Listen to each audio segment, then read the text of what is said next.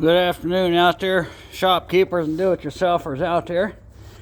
Working on this 135,000 K BTU forced air salamander heater. I guess it run on kerosene. I've always run mine on diesel fuel because that's what I have. Diesel fuel's cheaper. Anyway, brought it out of the storage the other day and filled it up with fuel. It had about 1.5 gallons in it. I put 5 gallons in it. Turned it on and it don't work. What do you say?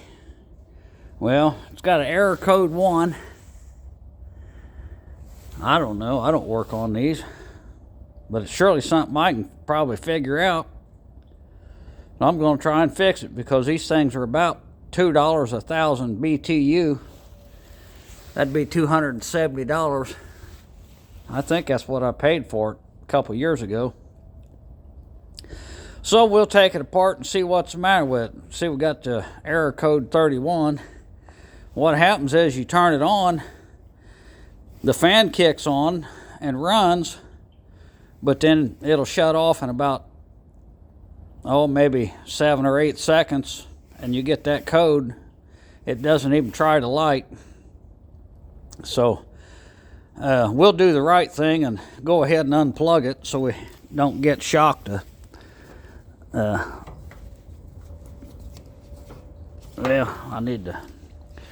unplug it and take these 8 screws, take the top off of it and see what we can see. There was a bunch of cobwebs up in here. Maybe there's a spider got in there or something and put a web where it shouldn't ought to be. I got them screws out and lift this half straight off.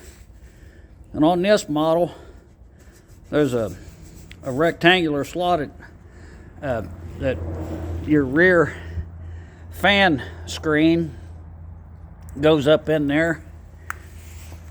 That's what holds that up. That looks like that'll just pull up out of there, but we don't need to. But the fan is working. I thought maybe there might be a cobweb or something up in here, but looks to me like there's a split in that hose. I don't know what the... Let's see.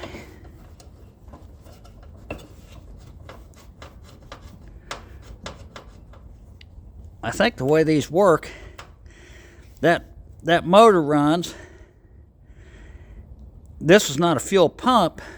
That'd be a fan, and it creates some sort of air pressure in this line. So that do the split. That puts air pressure, or vacuum rather, creates a vacuum. That's probably what it is. Creates a vacuum. It goes up to this manifold or injector and draws the fuel up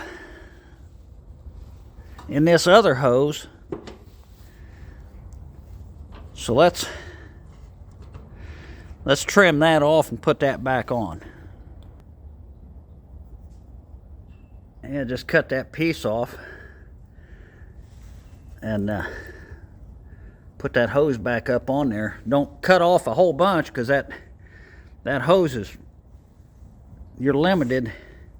I thought I'd replace it all, but I don't have a piece of hose that's got that inside diameter that's, not like fuel line, it's real thick. It won't fit in the little hole that goes in there and goes across underneath this shielding and comes back out up here. It won't fit through the hole. So let's plug it back in and turn it on.